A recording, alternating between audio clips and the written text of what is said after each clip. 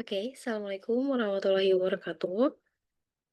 Sekarang kita udah masuk ke pertemuan kelima. Kali ini kita akan ngebahas tentang keseimbangan pendapatan nasional dalam perekonomian tiga sektor. Kalau misalkan kemarin dua sektor, sekarang kita bahas yang tiga sektor. Oke, ini subtopiknya. Jadi kita bakal mulai dari pengertian perekonomian tiga sektor itu apa, lanjut ke fungsi konsumsi dalam perekonomian tiga sektor, terus komponen pengeluaran agregat, lanjut lagi ke keseimbangan pendapatan nasional di perekonomian tiga sektor tentunya, pengaruh pajak dan belanja pemerintah, dan terakhir kita bakal belajar tentang multiplier fiskal. Oke, mulai dari yang pertama. Apa sih perekonomian tiga sektor itu? Seperti namanya tiga sektor, berarti sektornya itu ada tiga. Kalau misalkan dua sektor itu kita belajar rumah tangga sama swasta nih, sektornya ada dua aja. Sedangkan kalau misalkan tiga sektor nambah nih elemen pemerintah. Jadi, rinciannya, perekonomian tiga sektor itu merupakan sistem ekonomi yang melibatkan tiga pelaku utama, teman-teman. Jadi ada rumah tangga, konsumen, terus ada perusahaan atau misalkan biasa disebut swasta juga, dan ada juga peran pemerintah. Di mana pemerintah ini punya peran aktif, baik melalui pajak maupun lewat belanja pemerintah, gitu. Oke, fungsinya masing-masing pelaku apa sih? Kalau misalkan RTK atau rumah tangga konsumen, ini fungsinya yang pertama, dia kan sebagai pemilik faktor produksi kan. Terus lagi, ini sambil ingat-ingat yang kemarin ya, ini sama bagian atasnya, tapi ada tambahan. Oke, memperoleh pendapatan jelas, terus juga dia bayar pajak untuk pemerintah ya. Terus juga dia melakukan pengeluaran konsumsi, terus sisa pendapatannya ya udah ditabung. Itu rumah tangga konsumen. Kalau misalkan di rumah tangga produsen, yang pertama ini kan dia yang menggunakan faktor produksi dari rumah tangga konsumen kan. Nah, terus juga dia memproduksi barang dan jasa. Terus tugasnya lagi dia melakukan investasi. Oke, dia membayar upah, sewa, bunga, sama laba juga, dan membayar pajak perusahaan tentunya. Sedangkan pemerintah perannya ngapain aja? Yang pertama jelas memungut pajak baik dari swasta maupun dari konsumen ya. Yang kedua, menyediakan barang publik. Selanjutnya, menstabilkan perekonomian. Jadi kalau misalkan perekonomian ada terjadi misalkan inflasi atau lagi turun krisis, nanti pemerintah yang ngotak-ngatik lewat kebijakan fiskal di sini.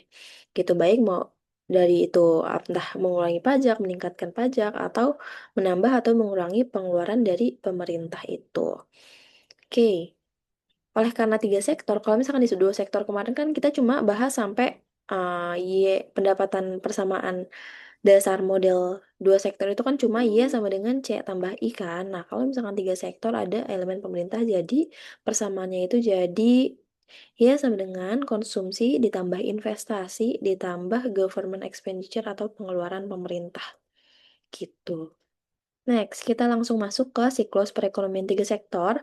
Ini sebenarnya gambarnya sama aja dari yang kemarin, yang dua sektor, tapi ada tambahan nih yang pemerintah. Jadi saya bakal ngejelasin yang bagian sininya aja.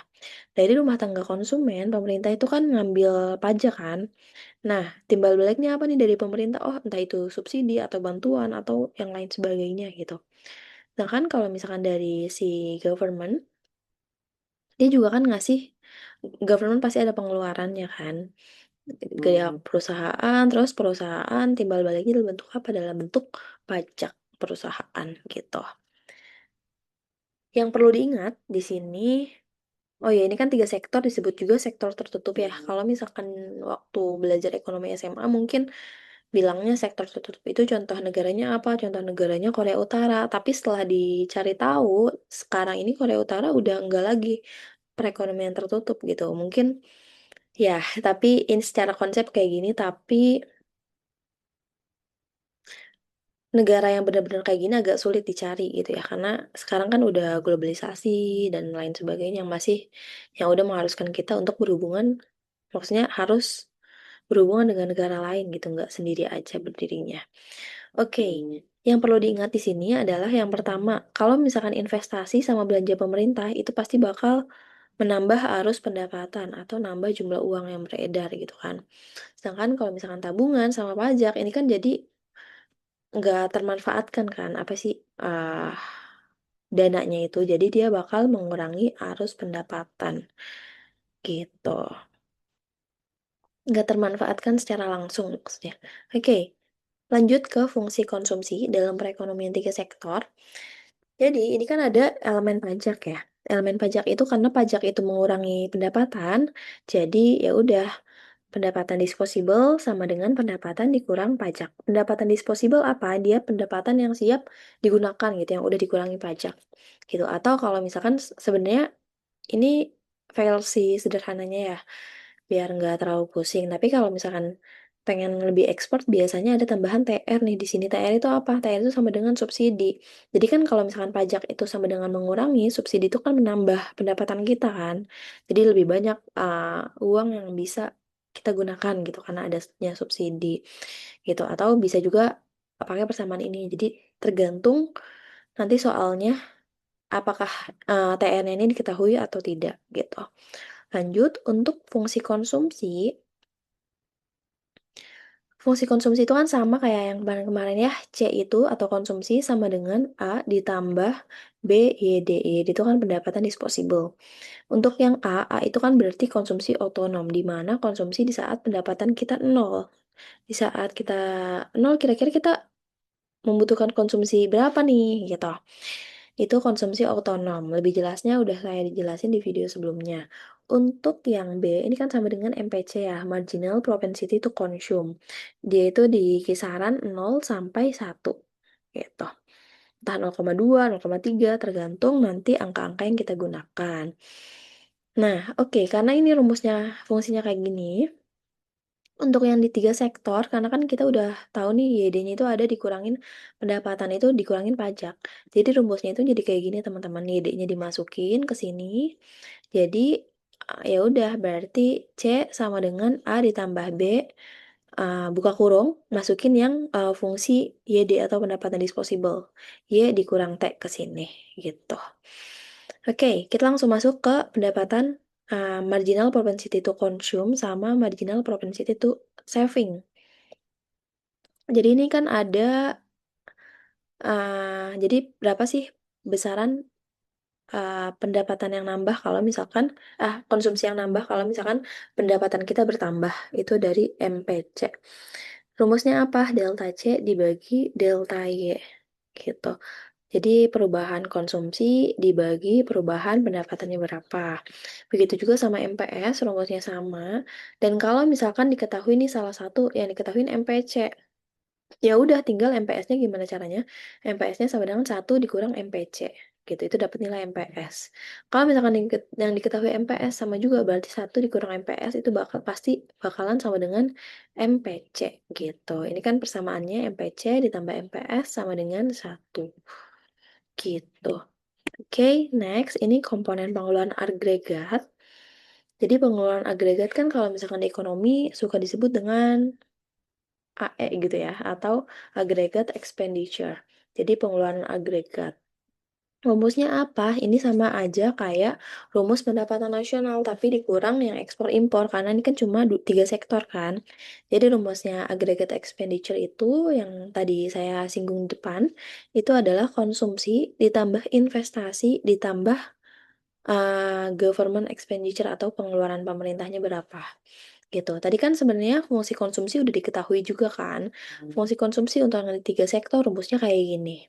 A ditambah B dikali Y dikurang buka kurung Y dikurang T gitu ya, tutup kurung. Oke, yang perlu diketahui yang pertama, komponen terbesar itu dari aggregate expenditure dari mana? Dari yang konsumsi, teman-teman. Yang kedua, dipengaruhi juga nih sama disposable income. Kenapa dipengaruhi? Karena kan besaran disposable income kan ini kan rumusnya kan, ya dikurang T kan. Jadi emang dipengaruhi oleh disposable income atau pendapatan yang bisa langsung digunakan. Contohnya apa konsumsi? Contohnya biaya kita makan, transportasi, atau misalkan sesimpel belanja kebutuhan sehari-hari itu dimasuk ke fungsi konsumsi gitu, totalan konsumsi gitu. Terus kalau investasi, yang perlu diingatkan bahwa investasi itu pengeluaran perusahaan untuk barang modal dalam konteks ini ya. pengeluaran perusahaan untuk barang modal. Contohnya kayak misalkan beli mesin, bangun pabrik, atau misalnya kita ngestok barang nih gitu. Jadi tujuan itu untuk produksi di masa depan. Sedangkan kalau misalkan pengeluaran pemerintah atau biasa disebut dengan lambang G gitu ya. Jadi ini tuh belanja pemerintah untuk barang sama jasa. Contohnya kayak misalkan bangun infrastruktur sejenis kayak misalkan jembatan atau jalan, terus gaji ASN, terus pengadaan barang gitu. Jadi yang termasuk belanja pemerintah atau pengeluaran pemerintah itu disebut G gitu ya. Yang perlu digarisbawahi, pengeluaran pemerintah itu nggak sama dengan subsidi ya. Dari ikonnya aja beda gitu ya. Kalau misalkan pengeluaran pemerintah kan G. Kalau misalkan subsidi itu masuknya ke TR. Kalau G atau government expenditure itu kan masuk langsung ke pengeluaran agregat kan di sini. Sedangkan kalau misalkan yang subsidi tadi masuknya lewat fungsi C di sini nih. Ditambah TR gitu kan, dimasuk di sini dia subsidi. Gini. Oke. Langsung masuk ke keseimbangan pendapatan nasional. Gimana sih caranya pendapatan nasional dikatakan seimbang? Ini sama aja mirip kayak kemarin. Jadi katakan seimbang kalau misalkan ini ada dua pendekatan ya kalau misalkan di sini. Jadi dikatakan seimbang kalau misalkan semua barang yang diproduksi itu harus habis dibeli. Atau dikatakan juga apa yang diproduksi ya udah itu apa yang dibelanjakan. Itu jadi seimbang.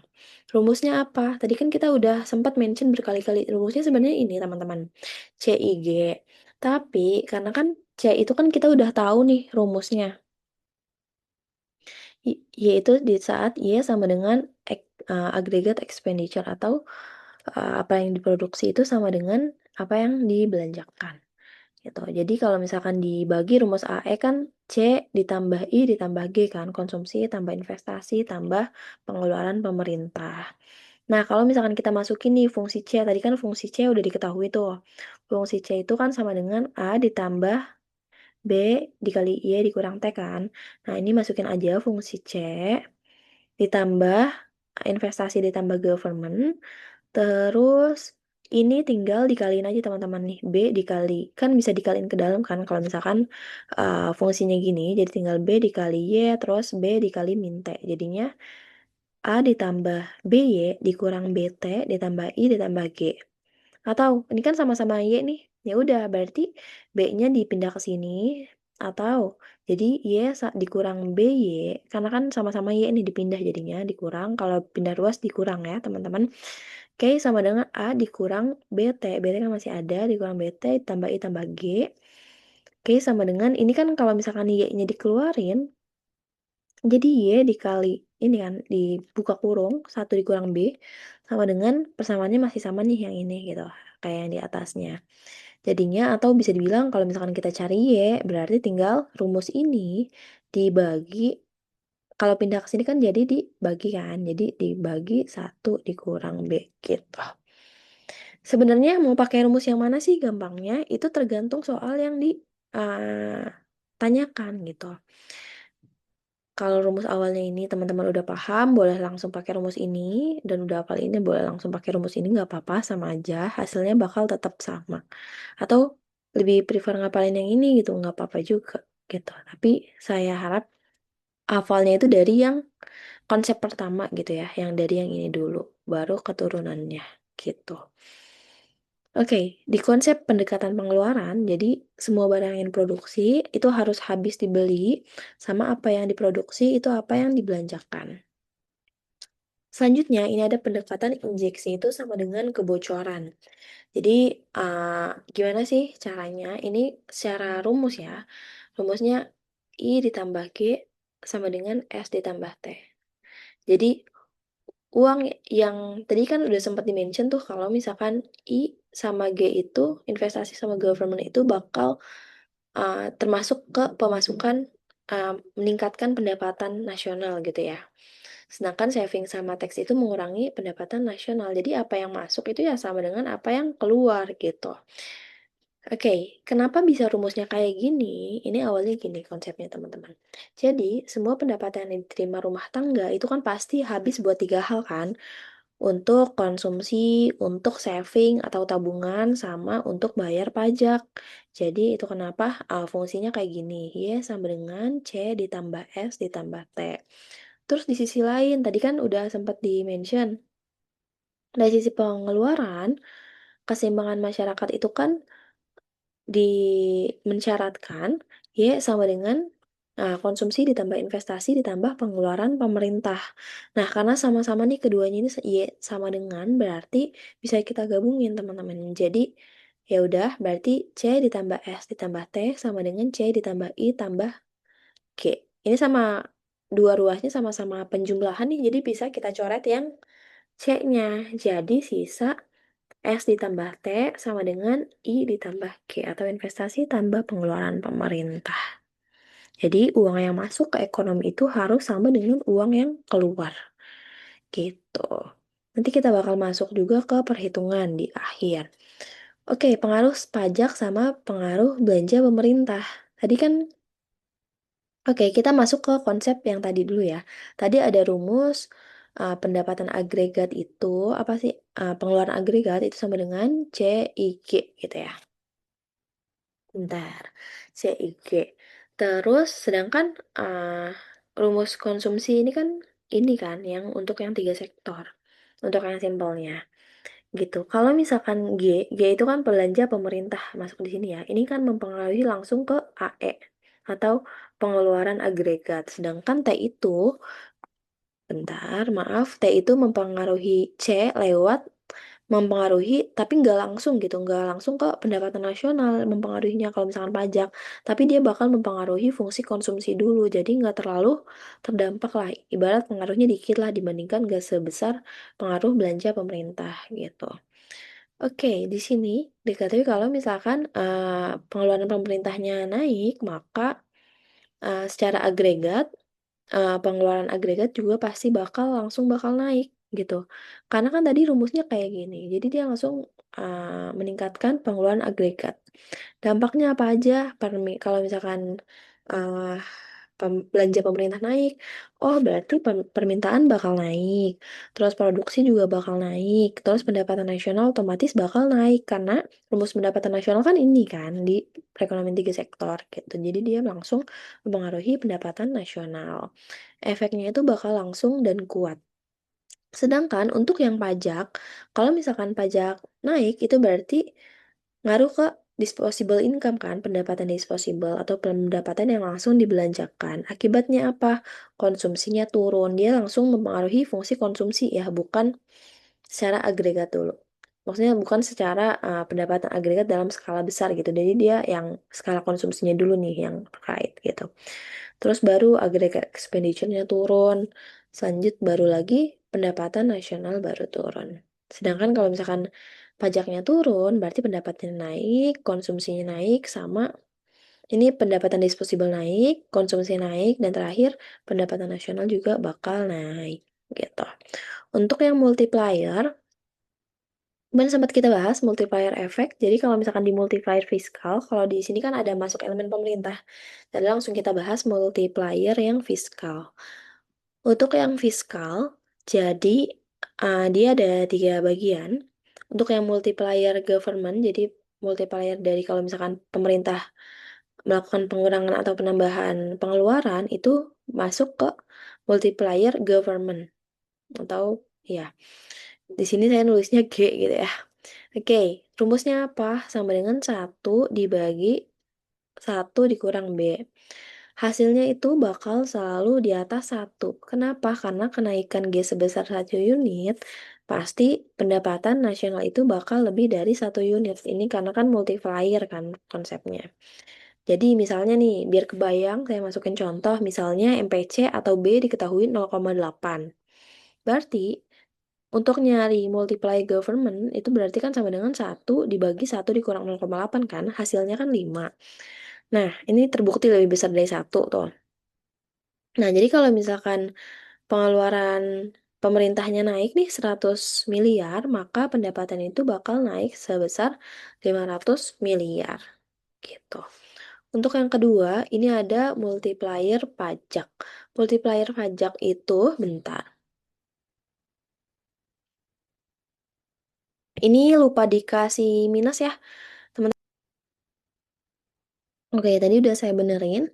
Jadi yang untuk multiplier pajak, ini rumusnya multiplier pajak ini logonya ya. Jadi K itu kan multiplier, T itu yang pajak tax gitu. Jadi sama dengan negatif B atau MPC dibagi 1 dikurang B gitu. Jadi selalu negatif hasilnya. Kenapa? Karena kan pajak itu kan pasti menurunkan pendapatan kan, walaupun emang efeknya itu nggak sebesar efek dari yang si government ini. Nilainya itu pasti bakal lebih kecil dari multiplier government karena sebagian pendapatan itu kan digunakan untuk ditabung gitu ya. Begitu ngeliat pajak naik, oh ya udah ini kan kaitannya sama si konsumsi kan, si pajak ini berkaitan sama fungsi konsumsi. Jadi orang-orang mikir ya udah daripada pengeluaran karena pajaknya naik ya udah kita tabung dulu. Jadi dia nggak langsung nggak sebesar impact dari si government ini. Terus, contohnya misalnya B-nya itu diketahui 0,8 atau MBC 0,8. Berarti multiplier pajaknya berapa? Berarti negatif 0,8 dibagi 0,2. 0,2 dari mana? Dari 1 dikurang 0,8. Gitu, sama dengan negatif 4. Jadi, misalnya pajak naik 100 miliar gitu ya. Jadi, yaitu bakal turun sekitar 400 miliar gitu. Untuk terakhir, ini ada multiplier anggaran berimbang, jadi balance atau kalau misalkan bahasa Inggris itu balance budget multiplier, itu sama dengan 1 ya.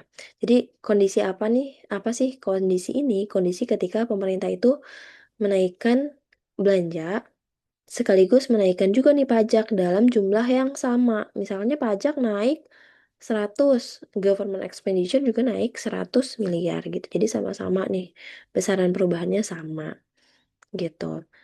Jadi kalau misalkan perubahannya sama atau di saat multiplier anggaran berimbang, ini pendapatan nasional itu bakal naik ya sebesar perubahan government expenditure berapa, jadi pendapatan nasional ya bertambah segitu. Gitu teman-teman. Karena kan sama dengan 1 kan. Terus juga pajak kan nggak terlalu berpengaruh langsung gitu. Oke, next. Ini ada surplus, defisit, sama anggaran berimbang. Kalau misalkan anggaran surplus, itu ketika pajak itu lebih besar daripada pengeluaran pemerintah. Gitu. Jadi, bersifatnya itu kontraktif, cenderung menurunkan pendapatan nasional. Gitu. Jadi, di saat misalkan ini kan impact-nya pendapatan nasional bakal turun kan. Digunakannya saat kapan? Digunakannya saat inflasi tinggi atau kebijakan fiskal kontraktif. Inflasi tinggi ini terkait banyaknya permintaan itu nggak mampu dipenuhi sama besaran penawaran gitu. Misalnya bayangin negara ini sebuah pabrik gitu, pabriknya itu cuma mampu produksi cuma 1.000 pieces, sedangkan permintaannya itu kan 1.400 pieces misalnya. Jadi kan jauh lebih besar permintaan kan daripada penawaran besarnya. Oleh karena itu kan pasti kalau misalkan kita ingat lagi pelajaran ekonomi itu pasti bakal mempengaruhi fungsi keseimbangan pasar kan. Jadi otomatis kalau permintaan lebih tinggi daripada penawaran, otomatis harga bakal naik, jadi bakal inflasi gitu. Itu kenapa pemerintah naikin pajak biar ya udah jadi orang-orang untuk menurunkan permintaan agregatnya itu sendiri. Jadi orang-orang lebih apa sih lebih arif lah dalam menggunakan uangnya gitu. Oke, lanjut ini ada anggaran berimbang sama kayak yang tadi tuh. Jadi di saat teksnya itu sama dengan government expenditure, jadi penerimaan pajak sama dengan belanja pemerintah gitu. Jadi ini sama dengan aja. Jadi perubahan Y sama dengan perubahan G atau T itu sama. Terus kalau misalkan anggarannya defisit itu di saat pengeluaran itu jauh lebih besar daripada penerimaan pajak, pengeluaran pemerintah ya. Jadi belanja ini sama bersifat ekspansif, jadi bakal mendorong peningkatan pendapatan nasional. Pendapatan nasional itu bakal meningkat digunakan saat ekonomi resesi atau disebut kebijakan fiskal ekspansif. Resesi itu apa? Di saat ekonomi lesu, di saat orang itu em, nggak semangat buat eee, apa sih, apa sih, kayak misalkan dari sisi produsen ya, dari sisi swasta dia tuh males untuk jualan karena semuanya naik atau misalkan ada masalah apa. Terus dari konsumen juga mereka lagi hemat-hemat gitu karena ekonominya lagi nggak baik-baik aja. Ya udah, dilakukan pakai anggaran defisit. Jadi government itu jauh lebih tinggi daripada penerimaan pajak biar meningkatkan pendapatan nasional. Gitu. Oke. Ini contoh soalnya. Diketahui fungsi konsumsi sama dengan segini. Investasi ada 200, belanja pemerintah ada 150, pajaknya itu ada 100. Soalnya itu tentukan pendapatan nasional keseimbangan. Jadi kita nyari keseimbangannya nih.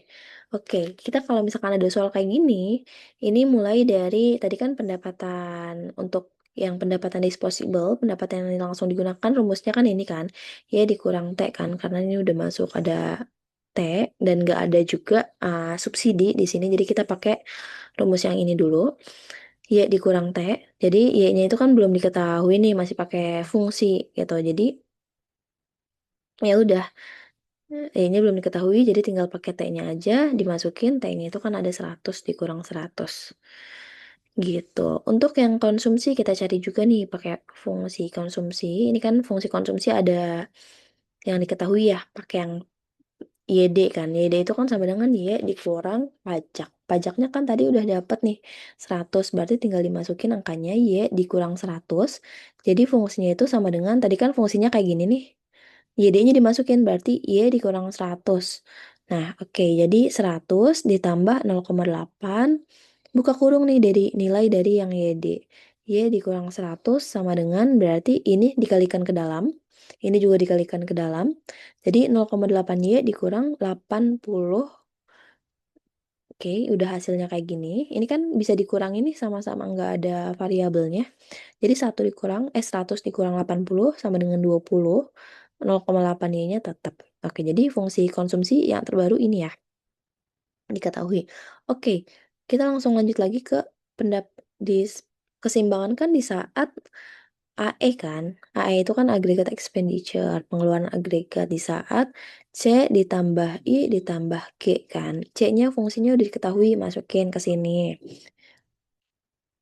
Terus ini ada I-nya investasi udah ada 200 langsung dimasukin. Untuk yang 150 itu apa? Ini adalah G, government expenditure, belanja pemerintah. Gitu. Jadi sama dengan ini bisa langsung diiniin aja ya, dijumlahkan aja. Hasilnya itu kan berarti 100, karena nggak ada yang dikali, ini pasti sama aja. Jadi ini bisa langsung ditambahin ke sini sama ini. Jadi jadinya 370 ditambah 0,8 Y. Gitu. Jadi kan saat syarat keseimbangan kan di saat pendapatan sama apa sih pengeluaran agregat itu sama dengan pemasukannya juga gitu. Jadi kita tinggal masukin yang tadi yang 370 ditambah 0,8 Y. Untuk cari Y-nya itu berarti sama dengan ini pindah ke sini ya. Ini pindah ke sini berarti jadi Y dikurang 0,8 Y. Berarti Y itu kan dianggap 1, jadinya 0,2 Y. Kita 0,2 Y sama dengan 370, Y-nya udah diketahui nih dari sini. Keseimbangan itu terjadi di saat Y-nya itu 1850. Langsung tuh kita verifikasi lagi pakai yang injeksi sama dengan kebocoran. Atau rumusnya itu I ditambah G sama dengan S ditambah T. Gitu. Jadi atau investasi ditambah pengeluaran pemerintah sama dengan saving ditambah pajak. Oke, tadi kita udah tahu, berarti kita cari yang savingnya dulu kan. Oke, dari saving kan rumusnya berarti YD dikurang C kan. Ini dapatnya dari mana? Ini pakai rumus yang sebelum-sebelumnya pernah diajarin. Oke, kita ngitung dulu. Kalau misalkan dari sisi saving, ini kalau misalkan di sini masih bingung, kita langsung lompat ke sini aja juga nggak apa-apa. Jadi YD kan udah diketahui nih. YD itu kan sama dengan 1850. 1850 dikurang pajaknya itu kan dikurang pajak ya, pajaknya itu kan sama dengan 100, jadi dikurang 100 sama dengan 1.750. Oke, kita yang kedua, ngapain? Masukin fungsi konsumsi. Jadi fungsi konsumsi sama dengan, itu kan tadi 20 ditambah, ini yang terbaru nih, ditambah 0,8 Y. 0,8 Y-nya udah ketahuan, 1.850, berarti tinggal dikaliin aja. Ini dikali ini ditambah 20, hasilnya itu 1.500. Jadi saving-nya itu kan sama dengan yang tadi, angka yang 1.750 dikurang 1.500 sama dengan 250. Oke, kita cek semua elemen udah ada kan? IG sama S sama T-nya udah ada. I ditambah G, investasinya berapa? Tadi ada 200 ditambah government expenditure-nya jadi 150.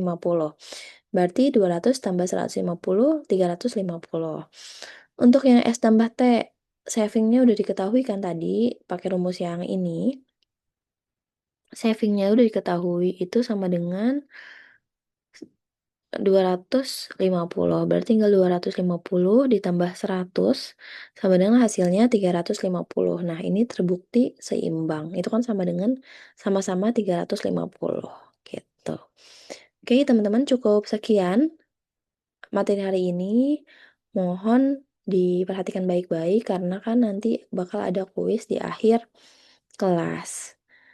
Dan deadline-nya itu kuis sekitar 1 minggu. Jadi mohon dikerjakan kuisnya biar dapat nilai tugasnya gitu. Oke, sampai jumpa di pertemuan berikutnya. Wassalamualaikum warahmatullahi wabarakatuh.